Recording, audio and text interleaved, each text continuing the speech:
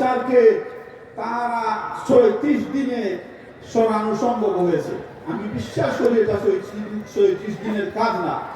এর প্রেক্ষাপট সৃষ্টি করেছিল বিভিন্ন রাজনৈতিক দল এবং ছাত্র সংগঠন, এবং চূড়ান্ত পর্যায়ে এই ছাত্র আন্দোলনের মাধ্যমে এই স্বৈরাচার পতন হয়েছে।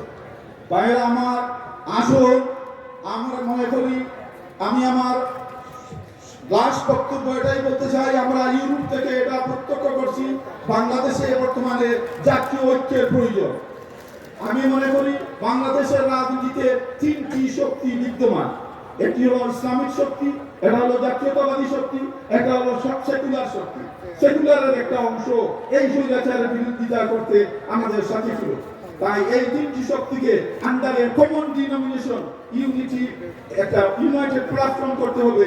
এই ভারতের মতো এই হাসিনার এই স্বৈরাচারী 14 বছরের স্বৈরাচারী শাসন সম্ভব হতো না যদি ভারত সাহায্য না করতো।